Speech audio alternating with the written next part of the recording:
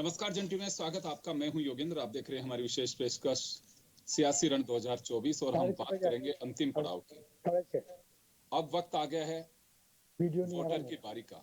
अब तक लुभाने की कोशिश की मतदाता को, प्रत्याशियों ने, पार्टी के नेताओं ने।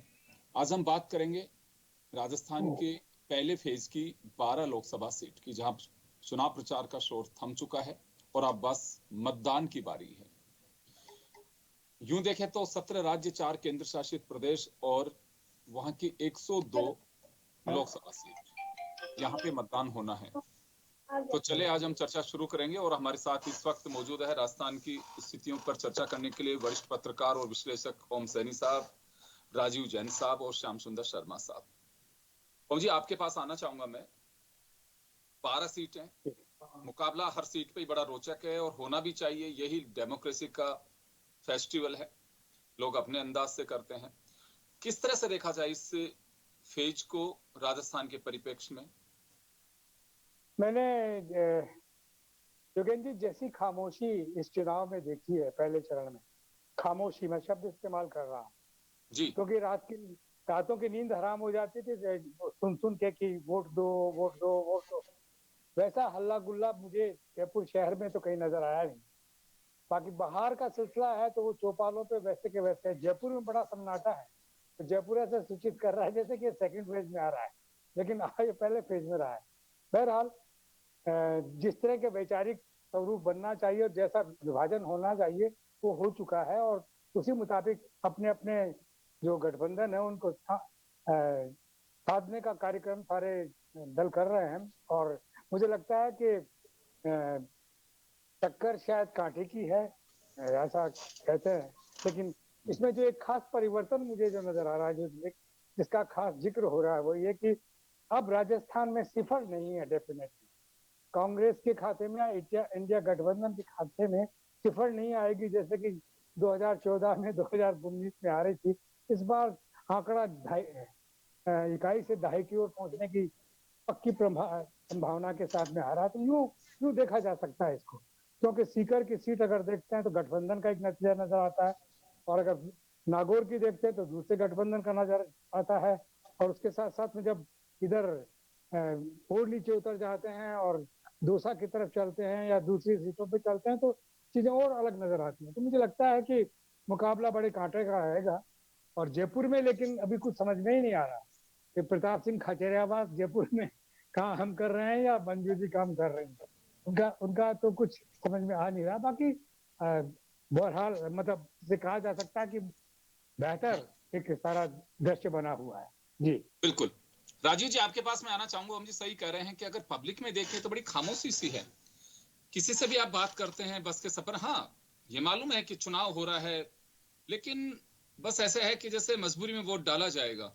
ऐसे बहुत सारे लोगों से बात होती है। तो उत्साह आपको लगता है कि कम है, और इसका कोई कारण पता लग सकता है कि क्यों कम है लोगों में? देखिए, उत्साह जैसे ओम जी कह रहे थे और आप भी जिक्र कर रहे हैं, वास्तव में वो उत्साह एक तरह से नजर नहीं आ रहा। अब हम इसको पूरा एनालिसिस करें तो कहीं ना कहीं जैसे जयपुर का ही जिक्र कर रहे थे, तो जयपुर में या तो उत्साह इसलिए नजर नहीं आ रहा कि एक तरफा चुनाव सा भी लग रहा है जो भाजपा और कांग्रेस के बीच में है। तो जहां भाजपा ने पहले टिकट दे दिया, कांग्रेस ने पहले जिसको टिकट दिया उसका टिकट लौटा दिया, बदल दिया, कई कारण रहे, कोई नहीं। लेकिन दूसरे जो उम्मीदवार आए सामने मैदान में, उन्होंने कहीं ना कहीं अपनी मजबूरी जाहिर की। मजबूरी जाहिर करने के साथ ही उन्होंने कई चीजें भी कहा कि मैं तो लड़ना नहीं चाहता था। तो एक उत्साह किसी चुनाव में तभी होता है जब दोनों पक्ष एक बराबरी की टक्कर पे कहीं ना कहीं चुनाव लड़ते हो। तो जयपुर शहर में तो अब एक तरफा है।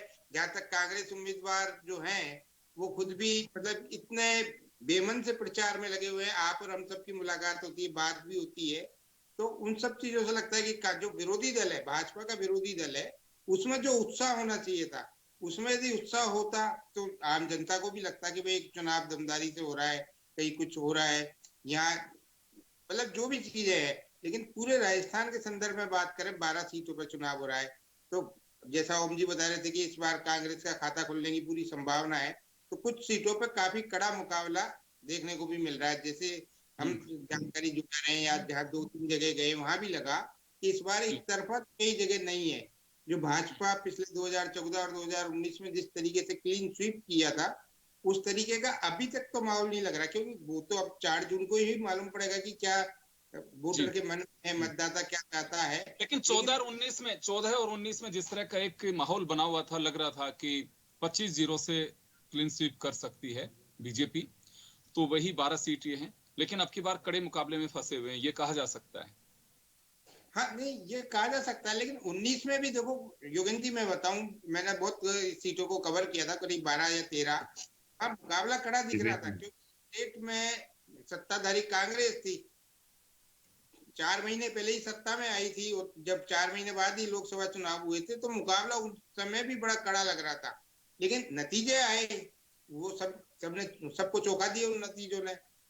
लेकिन इस बार भी ऐसा मतलब महसूस, जो भाजपा ने एक परसेप्शन जो बनाया 400 पार कि पूरे 25 लाएंगे, आज आप हम कहीं भी जाएं, सब ये पूछते कि यार इस बार तो मुश्किल है 25 आना। एक जन चर्चा में ये बात तो रहती है, जिस तरीके से। बिल्कुल बिल्कुल। लेकिन एक बात मैं जरूर आपको बताना चाहूंगा, क्योंकि हम चर्चा खामोशी की मतदाता की कर रहे हैं राजधानी जयपुर की। आप अर्बन में कहीं चले जाइए, आप शेखावाटी खासकर इस वक्त मैं कहूं कि इस सियासी महासमर की सबसे बड़ा डेस्टिनेशन बना हुआ है। किसी भी लोकसभा सीट पे चले जाए, जिसमें सबसे होट तो हनुमान बेनीवाल और ज्योति मिर्धा है। हर तरह से उनके मंच भी होट बने हुए हैं, उनकी बोली भाषा भी होट बनी हुई थी पूरे इलेक्शन कैंपेन में, आप देखिए।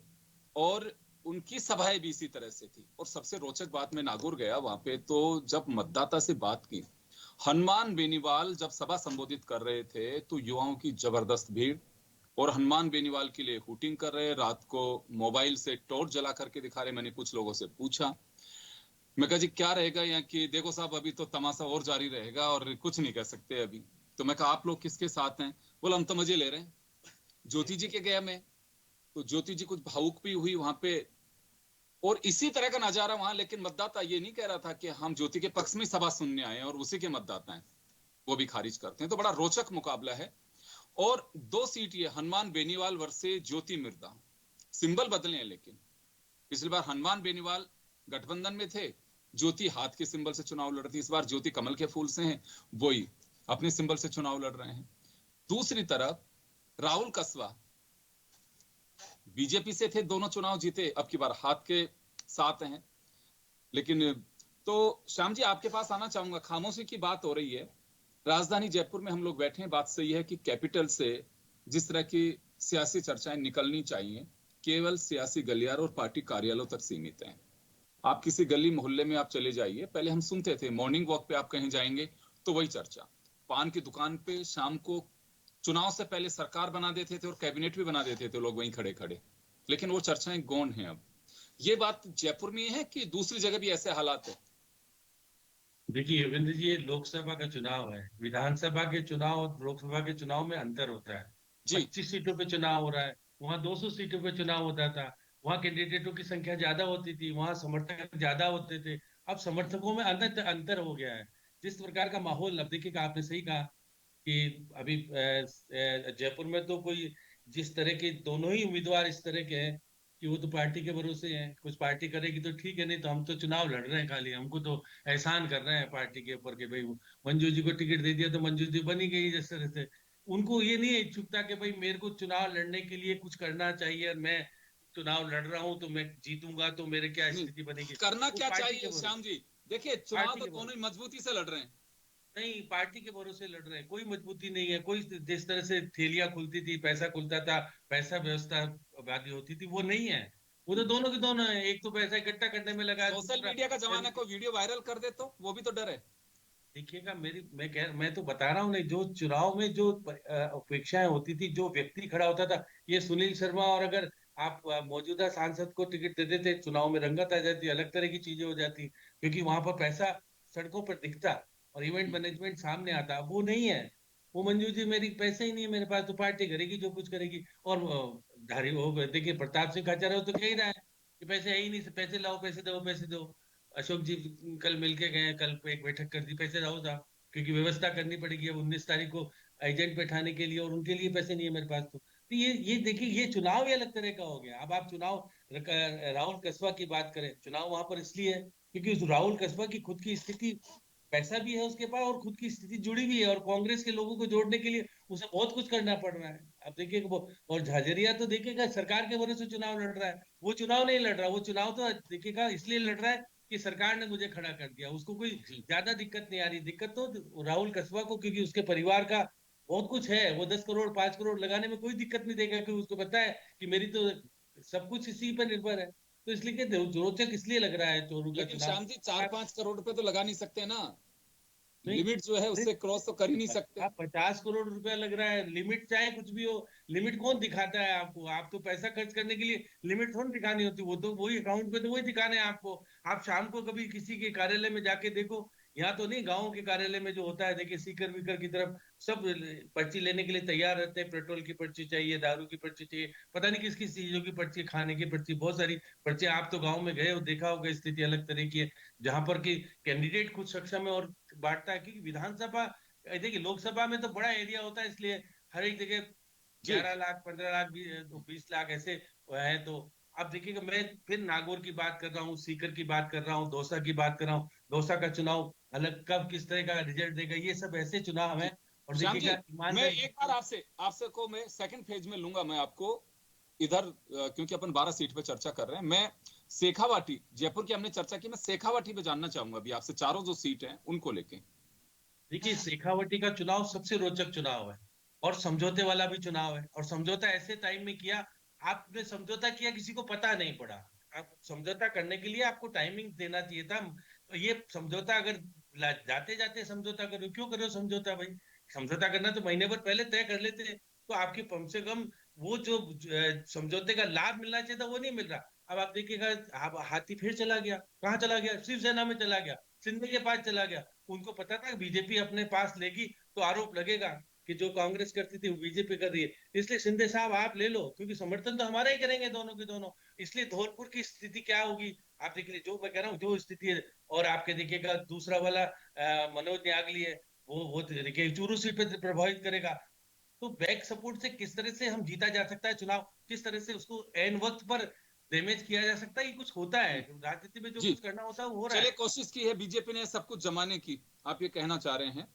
तो मैं रुक करना चाहूंगा अब एक बार ओम जी का।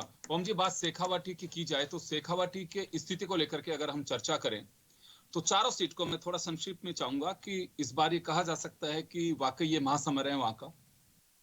योगेन जी, पहली बार 14 के और 19 के बाद में चुनाव हो रहा है, और चुनाव वैचारिक रूप से विभाजित है। एक तरफ इंडिया गठबंधन है जिसका वो अपने दमखम से लगे हैं। शेखावाटी में जाट कम्युनिटी है जिन्होंने क्या कहते हैं, राजशाही को और सामंतशाही को झेला है। उन लोगों की ताजे हैं वो यादें, और यादें ताजा हो गई तो उस तरीके से ओला के साथ में भी जुड़े हुए हैं, उसी तरीके से वो अमराराम के साथ में भी जुड़े हैं, और वो ही एक प्रभावशाली सिलसिला बन रहा है। और नागौर में भी वही बात है कि नौजवान जो आदमी है, खासतौर से जाट समुदाय का, वो नहीं चाहता कि ये जो रिवायत चली आ रही है नाथुराम मिर्जा या रामदास मिर्जा, जब थे तो बात अलग थी। अब जब नाथुराम मिर्जा और रामदास मिर्जा नहीं है तो चीजें बिखर गई हैं। सारा वहाँ के जो जितने भी ट्रेड यूनियन बने हुए हैं, चाहे वो ट्रक यूनियन हो, चाहे वो पत्थर खोदने वाले हों, उन सबके संगठन हनुमान बेनीवाल के पास में है। तो उसके साथ में वोट बैंक है। तो ज्योति मिर्जा वहाँ ये जमानत भी बचा पाएगी नहीं पाएगी मुश्किल लग रहा है, इतना स्ट्रॉन्ग वो है। सब साथ साथ में चला रहा है सारा कुछ, वो नहीं है उस तरीके से। नहीं, अब मतलब आप नोट कीजिएगा, जब अगर नहीं हो जाएगा तो हो जाएगा, लेकिन ऐसा लग रहा है मुझे, उनको लग रहा है कि अंदर भीतर घात ना हो जाए। एक शब्द इस्तेमाल कर रहे हैं कि जो मेरे को आश्वासन दे रहे हैं वही कहीं उधर नहीं चले जाएं, क्योंकि नाते रिश्तेदार तो हैं। लेकिन ये निश्चित रूप से कि ये जो हनुमान बेनीवाल है, ये नया नेतृत्व है जाटों का उस इलाके में उभरते हुए, और उन्होंने परिणाम दिए हैं। जब एनडीए के साथ में थे तब भी परिणाम दे रहे थे, और जब अपनी दूसरी तरफ आ गए तब भी परिणाम देने की स्थिति में है। उनके पास से टूटा कुछ भी नहीं है। तो ऐसी स्थिति में बड़ा गठजोड़ अलग अलग किस्म का है। लेकिन ये सब वैचारिक वो है सारा, ऐसा नहीं है कि हवा में कि मतलब कहें पेट्रोल कहाँ से मिलेगा, दारू कहाँ से मिलेगी। This is all nonsense. ये बातें तो होती है भाई, जब चुनाव होता है तो सब होती है, लेकिन ये नहीं है। जुड़ने का सिलसिला वैचारिक है। भारतीय जनता पार्टी और एनडीए के साथ में जो जो लोग जुड़े हुए हैं वो किस तरीके से काम कर रहे हैं, और कांग्रेस और इंडिया के साथ में जो लोग जुड़े हुए हैं वो कैसे काम कर रहे हैं, गठबंधन वाले अलग तरीके से। तो ऐसी स्थिति में चीजें बड़ी शार्प हैं जी, और मैं प्रभावपूर्ण एक बात जानना चाहूंगा ओम जी, मैं- एक बात जानना मैं- चाहूंगा, एक बात जानना चाहूंगा, क्योंकि सीकर के मैंने चर्चा सुनी है कि कांग्रेस जो है वो अमराराम के साथ में, हालांकि अब वहां पे पूरा मोर्चा संभाला है जाकर के, डोटासरा ने खुद वहां पे रोड शो कर रहे हैं, किया भी है, कल भी सभाएं की उन्होंने। तो क्या लगता है आपको कि भीतरी घात की कहीं आशंका तो नहीं है? चलिए ज्योति मिर्दा का तो आपने कहा, लेकिन और जगह तो नहीं होगा ऐसा? बड़ा जीरो है, इससे बड़ा झूठ नहीं हो सकता, क्योंकि उसके साथ में कोई घात हो रहा है। जिस तरीके से 6-8 विधानसभा क्षेत्र देखे और सुनने को मिला है, जो जानकारियां मिल रही हैं, ऐसा कुछ भी नहीं है। और ये एकमात्र मेरा ख्याल है पूरे भारत में ये सीपीएम का एक लोकसभा में पहुंचने वाला पहला ही ऐसा व्यक्ति होगा जो सीपीएम जब लोकसभा से बाहर है तब कोई अपने आप को उत्तरी भारत से कहीं अपने आप को स्थापित कर सके। और अमराराम वो आदमी बनेगा ऐसा लग रहा है। और कांग्रेस बड़ी ईमानदारी के साथ में समर्थन कर रही है, बड़ी ईमानदारी के साथ। जी चलिए, मैं लौटूंगा आपके पास में, मैं राजीव जी के पास में जाना चाहूंगा। राजीव जी, शेखावट की थोड़ी गणित पे हम चर्चा जरूर करना चाहेंगे, क्योंकि शेखावट के चर्चाएं सबसे ज्यादा हैं, हॉट सीट्स बनी हुई हैं। किसी भी सीट पे आप देख लीजिए, राहुल कसवा ने उसे मुकाबले में बना दिया दोनों के आपस में। उधर अमराराम के आने से भी कांग्रेस के गठबंधन से, क्योंकि अमराराम के साथ में पूरी अपनी एक लीडरशिप का जो अस्तित्व जुड़ा हुआ है, वो प्रदेश अध्यक्ष गोविंद सिंह डोटासरा का भी जुड़ा हुआ है, कांग्रेस के हैं हनुमान बेनीवाल, ज्योति मिर्दा। और झुंझुनू की सीट, क्योंकि झुंझुनू की भी सीट में बड़ा अजीब स्थिति यह है कि बीजेपी ने कंटिन्यू किसी को नहीं किया, हर बार अलग कैंडिडेट लेकर के आई है, तो ये भी एक बड़ी बात है। और गुढ़ा ने मंच तो साझा कर लिया कि गठबंधन से हैं, लेकिन अंदर खाने में चर्चा ये भी है कि शुभकरण चौधरी और गुढ़ा के जबरदस्त अदावत है, उसको पाटना बहुत मुश्किल है। वहां पे चूरू की अगर हम बात करें तो चूरू का मुकाबला राहुल कसवा और देवेंद्र के बीच में नहीं है, वह मुकाबला चाचा भतीजा यानी कि राजेंद्र राठौर और उसके बीच हो चुका है। तो क्या लगता है आपको कि भीतरी घात और जाट कम्युनिटी के ये तीन नेता, अमराराम, गोविंद सिंह डोटासरा और हनुमान बेनीवाल, शेखावाटी में कुछ स्थितियां बदलने की स्थिति में आएंगे तीनों के एकजुटता? देखिए, शेखावाटी में इसमें तो कोई संदेह है ही नहीं कि चुनाव बड़ा रोचक हो रहा है। लेकिन जैसे अभी सीकर की बता रहे थे, कांग्रेस पूरे मन से लगी हुई है, तो मुझको नहीं लगता कि कांग्रेस के वहां के स्थानीय नेता या कार्यकर्ता पूरे मन से लगे, क्योंकि सीकर में कांग्रेस काफी मजबूत थी विधानसभा चुनावों में, इसी तरह नागौर में काफी मजबूत थी। तो स्थानीय स्तर के जो कांग्रेस के पदाधिकारी हैं वो इस समझौते का, गठबंधन का विरोध कर रहे थे। अब सीकर में एक अजीब सी स्थिति कि कांग्रेस ने वहां कम्युनिस्ट पार्टी को, वामपंथी दल को उससे गठबंधन करके उसके समर्थन में सीट छोड़ दी। दूसरी तरफ देखिए, कांग्रेस के सबसे बड़े नेता राहुल गांधी के खिलाफ वायनाड में वामपंथी दल के बहुत बड़े नेता ए राजा की पत्नी चुनाव लड़ रही है, मजबूती से लड़ रही है। तो ये विरोधाभास कहीं ना कहीं कांग्रेस के स्थानीय स्तर पर जो बातचीत होती है नेताओं से या जो वहां के विधायक हैं उनसे, तो उनके मन में पीड़ा रहती है कि हमने क्यों सीट दे दी।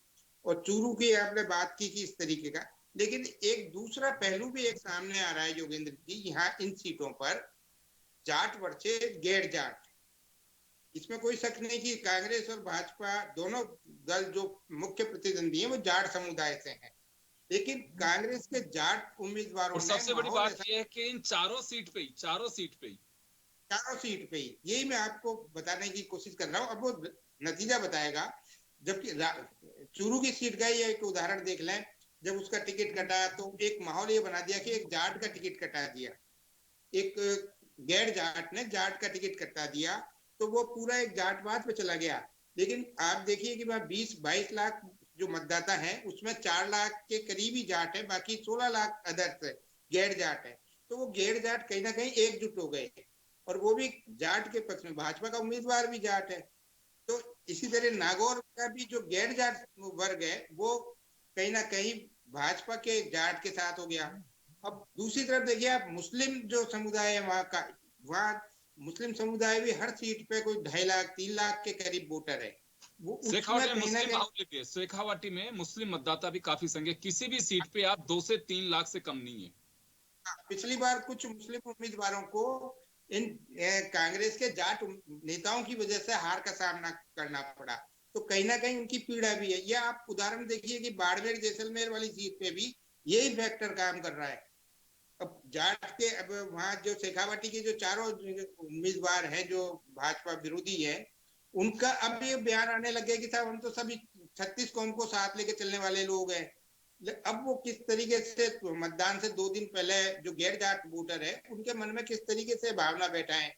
ये ठीक है, पार्टी के अपने वोट बंधे रहते हैं, गैर जाट जाट जो अपनी अपनी पार्टियों के, वो तो एक जो सर्वे और एक आंकड़े के हिसाब से हर क्षेत्र में 30-30% दोनों पार्टियों के एक स्थायी वोटर है, वो इधर से उधर बदलते नहीं है। 30% वोटर कांग्रेस के भी है, 30% भाजपा के भी है, बाकी जो वोटर है। लेकिन राजस्थान में हम ये कह सकते हैं, अगर इन 12 सीट की बात करें हम पहले फेज की, तो मुकाबला सीधा है, वॉकआउट किसी के लिए नहीं कह सकते, और ना ही इन 12 सीट पे ये कहा जा सकता है कि त्रिकोणीय मुकाबले की कोई स्थिति है, नहीं लगता। बिल्कुल जी। मैं श्याम जी आपके पास में आना चाह रहा हूं। मैं 2 हॉट सीट, जयपुर ग्रामीण जहां से राव राजेंद्र सिंह लड़ रहे हैं चुनाव, क्योंकि पहले वो उपाध्यक्ष थे, और दूसरी अलवर सीट जो मुझे लगता है कि राजस्थान के नहीं, हिंदुस्तान के कदावर नेता हैं और कैबिनेट मंत्री हैं भूपेंद्र यादव। वहां पे प्रियंका गांधी रोड शो भी कर चुकी हैं और अमित शाह की सभाएं भी हो चुकी हैं, और जब हम चुनाव प्रचार के आखिरी दिन मायावती भी वहां सभा कर चुकी है, क्योंकि वहां से चुनाव लड़ाया जा रहा है। तो क्या लगता है आपको कि इन सीट पे, और प्लस जहां बीएसपी का दबदबा है, आप दौसा से लेकर के आप भरतपुर ले लीजिए, आपकी धौलपुर वाली करौली वाली बेल्ट इसमें भी ले लीजिए, हमेशा विधायक भी हैं। ऐसा कोई चुनाव नहीं है जिसके अंदर कोई बीएसपी का विधायक इस बेल्ट से चुन करके नहीं आया हो। तो क्या लगता है, मैं बहुत शॉर्ट में चाहूंगा कि ये कुछ स्थितियां त्रिकोणीय बनाने की कहीं लग रही हैं, कि मुझे कहीं दिखाई नहीं दे रहा कि त्रिकोणीय चुनाव है, बीएसपी ने कैंडिडेट खड़े किए हैं, कोई फर्क नहीं पड़ रहा। लेकिन यहाँ एक चीज, सचिन पायलट की जरूर यहाँ पे एक उनके लिए एक अस्तित्व का सवाल होगा, या फिर उनके लिए एक प्रेस्टीज इश्यू होगा। अनिल चोपड़ा उनका कैंडिडेट है, ललित यादव खुद कह चुके हैं कि भाई सचिन पायलट के आशीर्वाद से टिकट मिला है, मुरारी मीणा उनका कैंडिडेट है। तो ये जो सीटें हैं, इन पे सचिन का प्रभाव और स्थिति की लेकर के हम चर्चा करें। ये जयपुर ग्रामीण की बात करें तो जो कांग्रेस के लोग थे वो सब भाजपा में चले गए। लालचंद कटारिया की बात करें, राजेंद्र यादव की बात करें, आलोक बेनीवाल की बात करें, अब ये ईमानदारी के साथ अगर बीजेपी का समर्थन कर रहे होंगे तो ठीक ठाक स्थिति में जीत सकेंगे। अगर अनिल चोपड़ा की स्थिति में अगर बैक सपोर्ट से सपोर्ट करेंगे, देखिए सचिन पायलट से लड़ाई है इनकी सब, क्योंकि सचिन पायलट को बदला लेने के लिए सब गए यहाँ से, क्योंकि सचिन पायलट का और अशोक गहलोत का अदावत आज भी बरकरार है, दिखती है वो। और देखिए अशोक गहलोत ने बाद में तो सब जगह जाने का प्रयास किया, कहने का प्रयास किया कि भाई मैं भी जा रहा हूँ, ऐसा नहीं है। तो अब देख आज भी जो आप देखिए अलवर की सीट बार बार बात कर रहे हैं, अलवर में जसवंत यादव चाहेंगे क्या, बालकनाथ चाहेंगे क्या कि बाहरी व्यक्ति आकर के हमारे लिए हमेशा के लिए कांटा बन जाए। अब ये कांटे को चुभन को दूर करने के लिए बहुत सारी चीजें अंदर से हो रही है। आप देखिएगा वो व्यक्ति जो एमएलए बना और उसके बाद 3 महीने बाद ही आप दूसरा चुनाव लड़ रहा है, और देखिए अच्छे चुनाव लड़ रहा है, और उसको लोकलाइज तरीके से उसको समर्थन भी ठीक ठाक मिल रहा है जिस तरह से मिलना चाहिए। अब वो केंद्रीय मंत्री होने के बाद गली गली में घूम करके कह रहे हैं कि मुझे बना दो, मैं मोदी जी की सारी योजना आपको लाके दे दूंगा। ये सब कहना पड़ रहा है, क्यों कहना पड़ रहा है कि आपने तो एलिवेटेड रोड का वहां पर आश्वासन दिया था, पूरा नहीं। आपका ये कहना है कि चाहे राव राजेंद्र सिंह हो, चाहे भूपेंद्र यादव हो, मुकाबले में फंसे हुए हैं, कड़ा मुकाबला ये माना जा सकता है।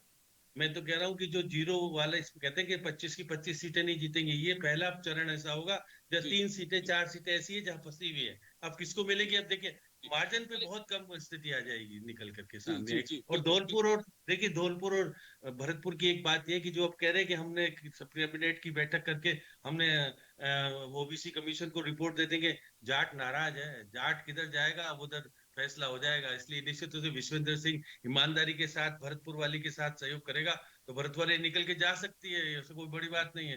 जिस प्रकार भजनलाल, ओम जी के पास में जाना चाहूंगा। ओम जी, मैं इस कड़ी को आगे बढ़ाऊंगा। जाट आरक्षण का मुद्दा है, विश्वेंद्र सिंह पूरी तरह से दोनों सीट पे जोर शोर से लगे हुए भी हैं। क्या लगता है आपको कि यहाँ जाटों की नाराजगी बीजेपी के लिए भारी पड़ सकती है ब्रज क्षेत्र में? गई साहब, ये सीट तो भरतपुर वाली सीट तो जाटों के नाम पर गई। वो आरक्षण के वाले गंगा जल उठा उठा के सारी बातें कर रहे हैं, जिस तरह का दृश्य बना हो उसमें नहीं है। आप ये देखिए, वैचारिक रूप से देखिए, ये सब तो गठबंधन तो होते रहता है और ये नीचे की बातें भी होती रहती है, लेकिन वैचारिक रूप से जो डिवीजन हुआ है वो बड़ा इफेक्टिव है। जैसे जयपुर रूरल की सीट है, जैसे अलवर वाली सीट है, वैचारिक डिवीजन के नतीजे हैं। ये इनका सोचना है कि वो सचिन पायलट का आदमी है, इसका आदमी है, तो कांग्रेस का और इंडिया गठबंधन का आदमी है, और उसको जिताने में सारे लोग, जिनकी वैचारिक ऑनेस्टी जिन लोगों में है और जो लोग अपने दल को आगे बढ़ाना चाहते हैं, तो मैं समझता हूँ कि इस 12 वाली उसके अंदर कम से कम मिनिमम 6 सीट ऐसी हैं जो कांग्रेस को और इंडिया गठबंधन को हासिल होगी। आप चाहें तो इस पर डिटेल बात की जा सकती है, लेकिन वो अलग एक वक्त की बिल्कुल जरूरत। बिल्कुल बिल्कुल। चलिए, मैं राजीव जी एक आखिरी सवाल आपसे लूंगा। इस बार सचिन पायलट को इन 12 सीट पे काफी तरजीह दी गई है। उनके अपने जो कैंडिडेट हैं जिनके लिए सपोर्ट कर रहे हैं, वो सचिन पायलट दौसा में तो ये कह चुके हैं, अगर मुझे आगे बढ़ाना है तो मुरारी को आगे बढ़ाना होगा। गुजर, क्योंकि आप 2018 का चुनाव का उदाहरण ले लीजिए, इस बेल्ट ने ताल ठोक के कांग्रेस की झोली भरी थी, तो अभी क्या लगता है आपको कि गुजर सचिन पायलट के इस कहने के साथ में जुड़ पाएंगे, क्योंकि गुजर निर्णायक मतदाता है इधर? लेकिन निश्चित रूप से गुजरों में इसको हम नकार भी नहीं सकते कि सचिन पायलट का अच्छा प्रभाव है गुजर समाज पर। वो उसके अब ये चुनाव क्या राष्ट्रीय स्तर पे का हो रहा है। अब सचिन पायलट के कहने पे कितना क्या, अब जैसे मुरारी मीणा, ये माना जाता है कि सचिन पायलट के जब एक क्राइसिस हुआ था राजस्थान में, अशोक गहलोत वर्सेस सचिन पायलट, तो मुरारी मीणा सचिन पायलट के साथ रहा था। तो मुरारी मीणा के प्रति एक कहीं नरम रवैया भी गुजरों का रह सकता है। लेकिन आज धौलपुर करोड़ वाली सीट पे जाए, भजनलाल जाटव जहाँ कांग्रेस के उम्मीदवार है, उसके प्रति गुजरों का इतना शौक नहीं है। भजनलाल जाटव ने पाला बदल लिया था, वो अशोक गहलोत कैंप में चले गए थे, तो इस कारण उस बेल्ट का गुजर भजनलाल जाटव के साथ कतई नहीं आएगा, चाहे सचिन पायलट कितना ही कह दे, क्योंकि वो एक कहीं ना कहीं वैचारिक भी लड़ाई, जो पार्टी के अंदर वाली वैचारिक लड़ाई है, उसमें वहां का गुजर ये मान के चलता है जो पायलट के साथ एमएलए रहे थे या जो उम्मीदवार हैं उन्हीं के साथ वो जाएगा। जो पायलट के खिलाफ गए थे तो उनके साथ वो संभवतः नहीं जाएगा। तो ये स्थिति उस इलाके में बनेगी। जी आप कुछ कह रहे थे? नहीं, बस मैं यही जानना चाह रहा था कि वहां की स्थिति को लेकर के कि क्या गुजर इस बार, लेकिन बात सही है कि कहना बहुत मुश्किल होगा। ये देश का चुनाव है, आम चुनाव है, हर हम देख चुके हैं कि राज्य में सरकार कुछ और होती है, केंद्र के चुनाव में स्थितियां कुछ अलग बन जाती है, लेकिन इस बार चुनाव काफी रोचक है। ये कहना तो बहुत मुश्किल होगा कि क्या स्थितियां बनेंगी, लेकिन इतना जरूर होगा कि चुनाव का मुकाबला बहुत रोचक और मुकाबले वाला चुनाव कहा जा सकता है इन 12 सीट पे। बेशक मतदाता शांत हो, लेकिन वो शांति से बैठ करके और मजे पूरे ले रहा है, वो देख भी रहा है कि कहाँ क्या करना है, लेकिन अब उसकी टो लेना। मैं कह रहा था जो हाथी की जो दौड़ थी ना, वो रोक दी गई, हाथी बीच में रुक गया है, इसलिए हाथी क्या करेगा वो दिक्कत कर दी है इसने शिवसेना ने लेकर। तो चले, लेकिन चलते चलते मैं इतना जरूर कहना चाहूंगा कि कल के भविष्य को संवारना है तो आने वाले कल में आप मतदान जरूर करें, क्योंकि 5 साल में यह एक मौका आपके लिए ऐसा होता है कि देश की ताकत आप बना सकते हैं, ताकत बन सकते हैं। और एक बार अगर आप चूक गए तो सुप्रीम कोर्ट की एक टिप्पणी में जरूर करना चाहूंगा यहाँ पे, जो कहा कि वोट के टाइम आपने वोट दिया, किसी नहीं दिया तो अब हाथ मलने से कोई फायदा नहीं है। जब आपको ताकत दी है आपके वोट की, तो जब उसका उपयोग करना ही नहीं जानते हैं, आप कर ही नहीं सकते, तो फिर इस तरह की बातें, किसी की बुराई करना नहीं होना चाहिए सामने, क्योंकि करना नहीं चाहिए। जब आपको ताकत दी है तो उसका प्रयोग करिए, और मुझे उम्मीद है कि वोटिंग में आप सभी लोग शिरकत करेंगे। आप सभी का बहुत बहुत शुक्रिया, और मैं तो कहूंगा कि चलते चलते आप सभी को वोट दिवस की बहुत बहुत शुभकामनाएं। तो चलिए दीजिए इजाजत, नमस्कार।